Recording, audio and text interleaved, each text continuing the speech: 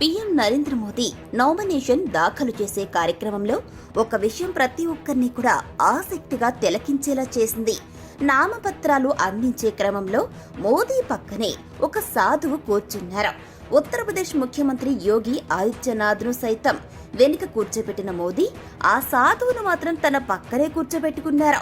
దీంతో ఆ సాధువు ఎవరా అనే సందేహం అందరిలోనూ ప్రస్తుతం మెదులుతోంది. ఇంతకీ ఆ సాధువు ఎవరో, ఆయన్ను పక్కనే కూర్చోబెట్టుకోవడానికి రీజన్ ఏంటో ఈ స్టోరీలో తెలుసుకుందాం. ప్రధానమంత్రి నరేంద్ర మోదీ ఏ పని చేసినా దాని వెనుక స్ట్రాంగ్ రీజన్ ఉంటుంది. మోదీ వేసుకునే డ్రెస్ దగ్గర నుంచి ఆయన పలకరించే వ్యక్తులు, వాకింగ్ స్టైల్, ఇలా అన్నీ చాలా డిఫరెంట్ గా ఉంటాయి. ఇక కొన్ని ముఖ్యమైన సందర్భాల్లో ఆయన చేసే పనులు ఎంతో ప్రతి ఒక్కరిని కూడా ఆలోచింపచేసేలా ఉంటాయి. ఈ క్రమంలోనే మంగళవారం వారణాసి నియోజకవర్గానికి ముచ్చటగా మూడోసారి నామినేషన్ దాఖలు చేశారు మోదీ. ఇక నరేంద్ర మోదీని ఎన్నుకున్న నలుగురు వ్యక్తులను కూడా ప్రతిపాదించేందుకు తెర వెనుక పెద్ద తతంగమే నడిచింది. అయితే నరేంద్ర మోదీ నామినేషన్ కార్యక్రమంలో ఒక సాధువు అందరి దృష్టిని ఆకర్షించారు.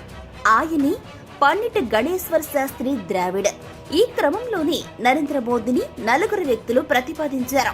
అందులో ఒకరు ఆయన వెంట నామినేషన్ కార్యక్రమానికి కూడా వెళ్లారు. పండిట్ గణేశ్వర్ శాస్త్రి ద్రావిడ్, అలాగే బైజనాథ్ పటేల్, ఇక లాల్ చంద్ కుష్వాహా, అలాగే సంజయ్ సోంకర్లు నరేంద్ర మోదీని ప్రతిపాదించిన వారిలో ఉన్నారు. ఇందులో విశేషం ఏంటంటే ఈ నలుగురు 3 వేరు కులాలకు చెందినవారు కావడం.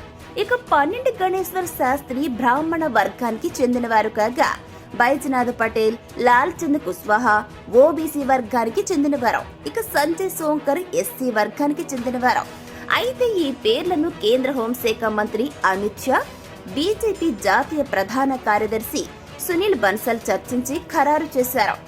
ఎవరి పండిట్ గణేశ్వర్ శాస్త్రి ద్రావిడ్ అనే విషయానికి వస్తే, జనవరి 22వ తేదీన అయోధ్యలో రామమందిర ప్రారంభోత్సవం జరిగిన సమయంలో పండిట్ గణేశ్వర్ శాస్త్రి ద్రావిడ్ ఈ యొక్క పేరు అనేది వార్తలో నిలిచింది.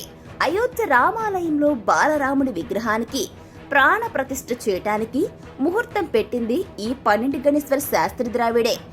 ఆయన పూర్వీకుల గ్రామం వచ్చేసి తమిళనాడుకు చెందిన తంజావూరులోని తిరువిసన్నల్లూరు.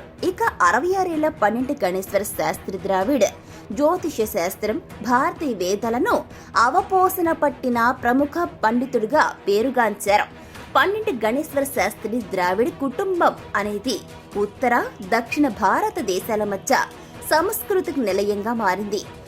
పండిట్ గణేశ్వర శాస్త్రి ద్రావిడ్ తాత రామచంద్ర శాస్త్రి కృష్ణ యజుర్వేద సంప్రదాయానికి చెందినవారు. రామేశ్వరంలోని రామసేతు వద్ద ఉన్న ఇసుకను తీసుకుని రామచంద్ర శాస్త్రి కాలినడకన 19వ శతాబ్దంలోనే ప్రయాగరాజు చేరుకున్నారని, ఆ ఇసుకతో ప్రయాగరాజులోని గంగానదిలో శివలింగాన్ని తయారు చేసి కాశీకి వచ్చినట్లుగా పండిట్ గణేశ్వర శాస్త్రి ద్రావిడ్ పేర్కొన్నారు. అప్పుడు కాశీలో ఉన్న పండితులు రామచంద్ర శాస్త్రిని అక్కడ స్థిరపడేందుకు అంగీకరించడానికి ముందు దాదాపు 35 రోజుల పాటు అతని జ్ఞానాన్ని పరిశీలించినట్లుగా చెప్పారు.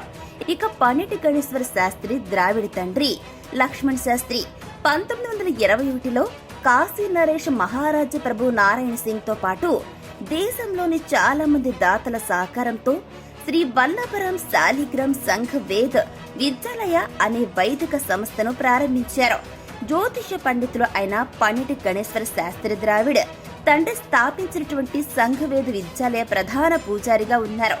ఆయనే అయోధ్య రామాలయ శంకుస్థాపనకు, అలాగే ప్రాణ ప్రతిష్టకు కూడా ముహూర్తాన్ని నిర్ణయించారు.